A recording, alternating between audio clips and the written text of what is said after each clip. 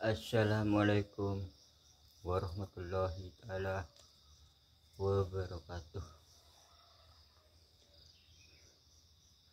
Selamat pagi, selamat berjumpa kembali di channel Madura Mansini. Yang baru jumpa dengan channel ini, aku mohon bantuan subscribe, aktifin loncengnya, bantu komen, bantu like, bantu bagikan ke semua grup kalian. Semoga biar bisa berkembang channel Madura Mansini di suatu saat nanti. Karena channel Madura Mansini tanpa dukungan saudara-saudaraku dimanapun berada, gak bakalan bisa berkembang sejauh ini. Dan aku ucapkan terima kasih sebanyak-banyaknya yang bagi yang udah support, udah subscribe, udah bikin udah ngasih like, komen, dan yang baru nonton menemukan channel Madura Mansini, aku ucapkan terima kasih. Dan aku selalu untuk mendoakan kebaikan. Semoga yang jadi penonton setia, yang udah support, yang baru jumpa channel ini, aku doakan semoga dipermudahkan segala urusannya, dan semoga dijauhkan dari marah bahaya, diberikan kesehatan, dijauhi dari penyakit, dan diselamatin dari siksa kubur sampai ke akhirat nanti. Amin amin ya rabbal alamin.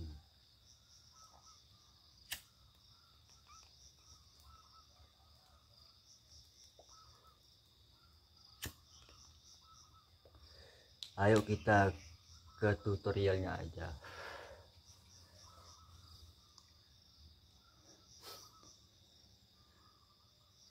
Mari kita membangun istana di hati kita, supaya istana hati kita bisa kuat, bisa menahan dari godaan setan yang terkutuk, supaya hati kita ini tetap selalu bersih dan tetap bersih sampai kapanpun. Hindarilah kekotoran hati kita, jaga hati kita jangan sampai kotor, dan sholatlah sebelum disolatin orang, dan jangan sampai ditinggalin sholat 5 waktunya. Kerjakanlah sholat sunatnya.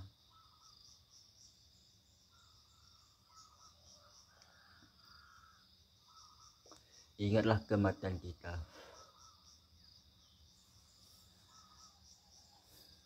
Roh kita ini ya, roh yang ada di dalam tubuh itu cuman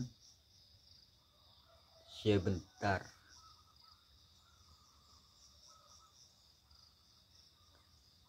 Tubuh kita ini ya udah, kalau roh udah terlepas di tubuh, enggak ada artinya sama sekali.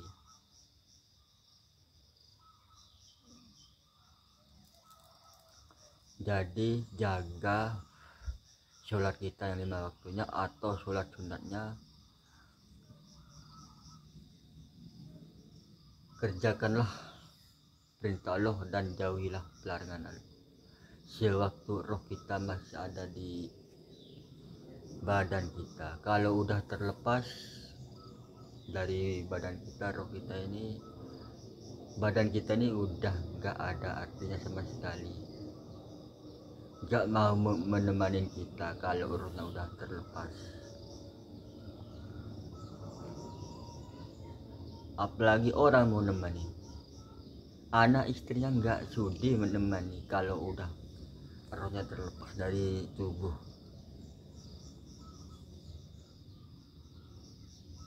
Ya pasti masuk liang kubur kalau udah terlepas.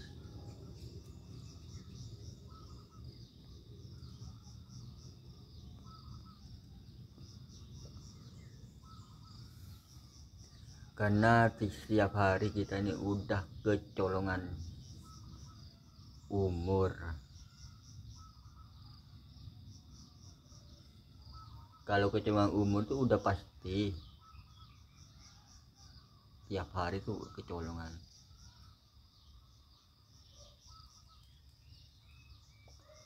Jadi ayo kita tingkatkanlah amal ibadah kita, bertaubatlah agar kita bisa selamat dari dunia sampai akhirat. Bertobatlah sesungguh-sungguhnya.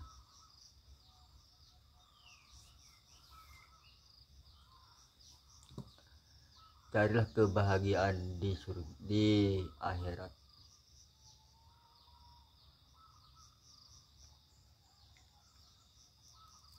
Karena kalau kesenangan di akhirat itu udah abadi. Kalau kesenangan di dunia ini cuma sebentar.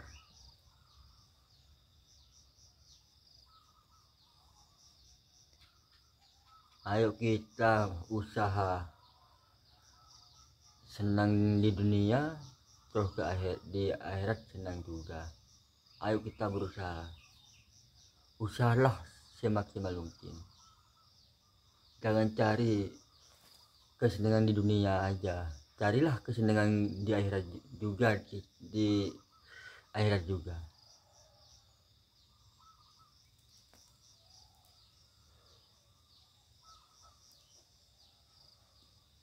Dan jangan sampai dipengaruhi oleh setan. Sekarang ini kan udah zaman udah berakhir. Dajjal tuh banyak yang mau mempengaruhi kita, yang mau menjerumuskan kita.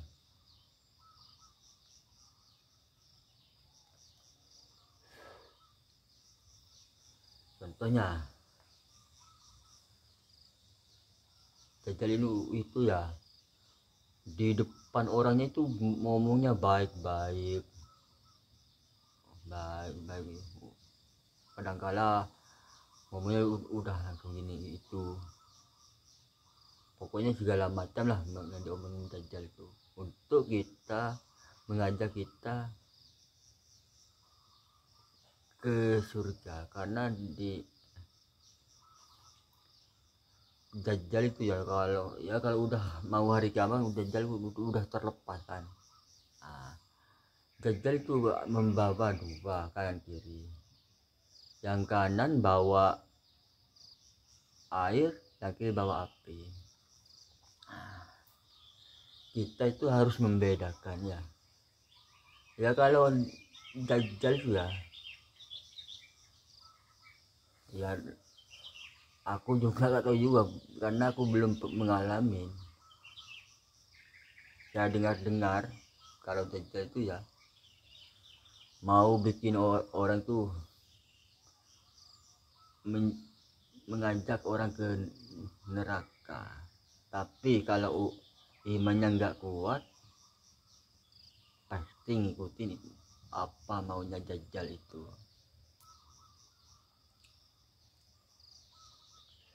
Dajjal itu ya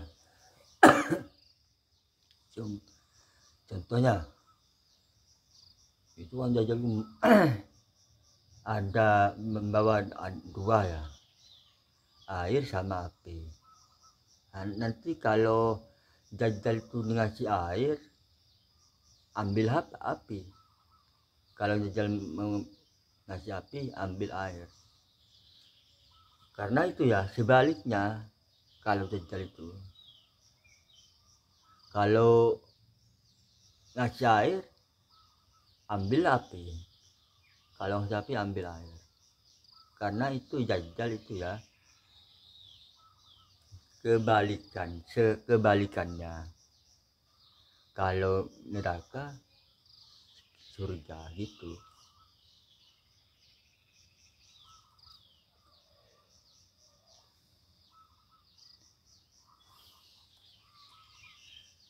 Marilah kita untuk saling memperkuatkan iman kita, harga diri kita.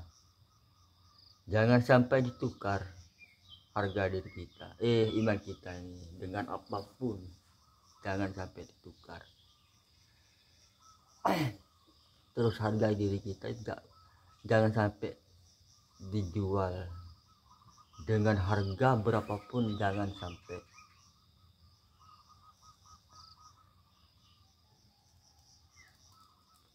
Ayo kita perkuatkanlah iman kita ini.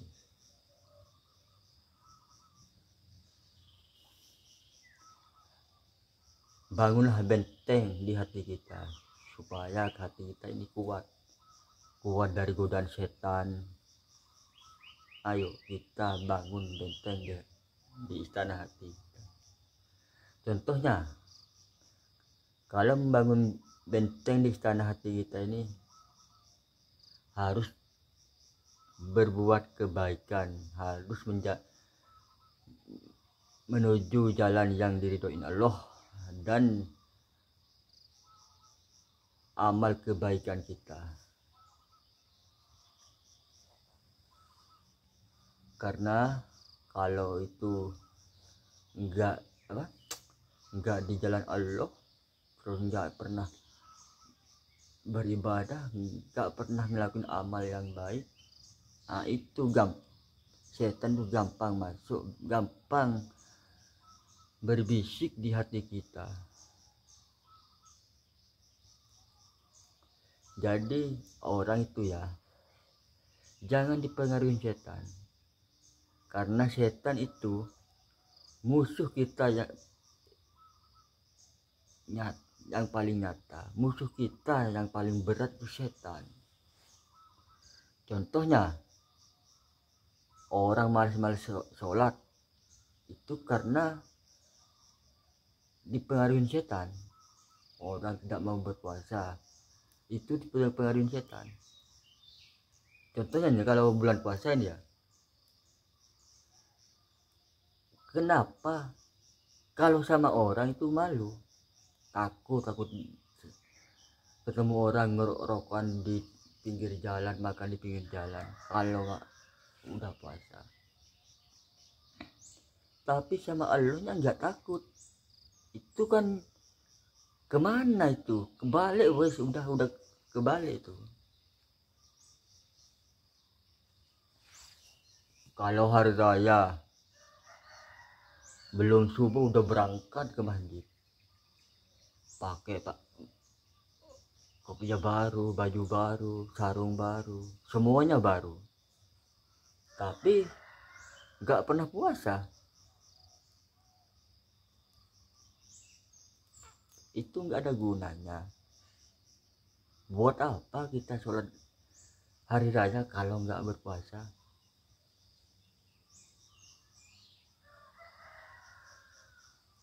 Malu sama Allah, ya kan? Malu kan? Apalagi sama masyarakat. Kalau masyarakatnya udah ketahuan nggak puasa, orang itu belum subuh, masih jam 2 itu udah pergi ke masjid, pakaian baru semua. Malaikat itu ngomong, nggak pernah puasa, pakai baju baru semua, masih belum subuh udah berangkat ke masjid. Nanti kalau mati mau dihajar katanya malaikat.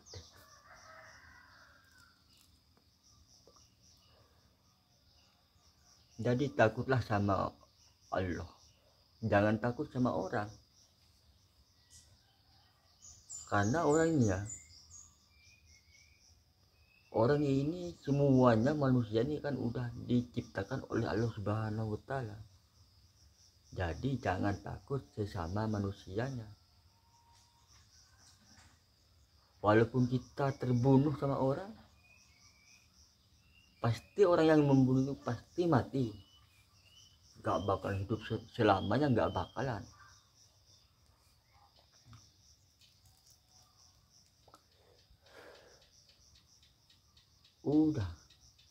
Gak udah mikirin apa ini dan itu, gak usah mikirin. Pokoknya kita nih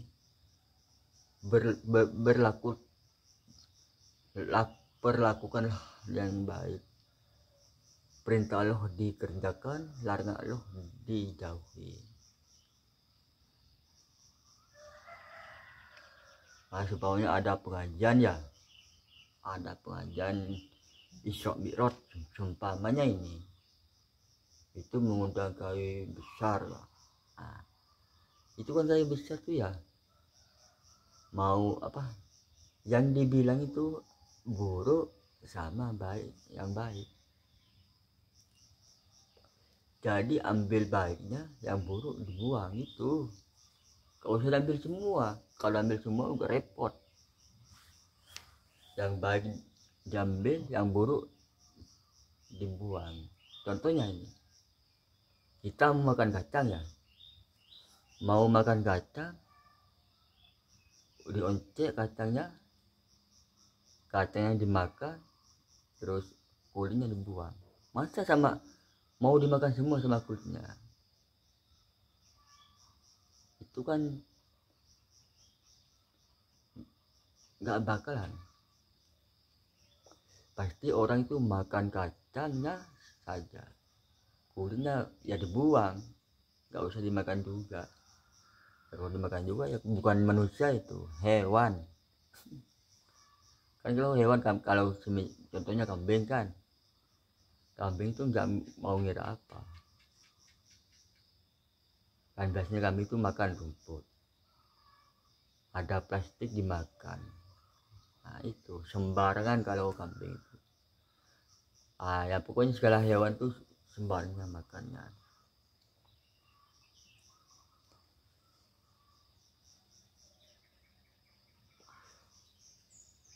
Terus kalau manusia itu kan nasi makannya, minumnya air.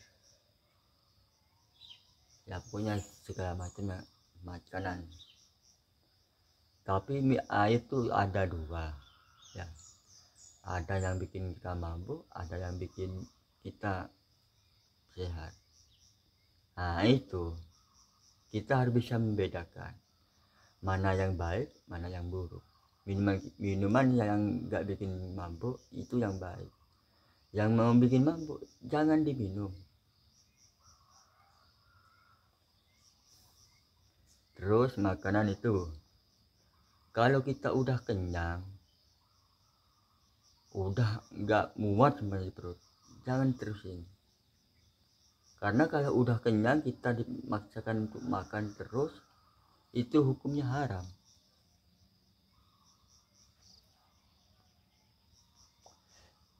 Makan secukupnya, jangan berlebihan.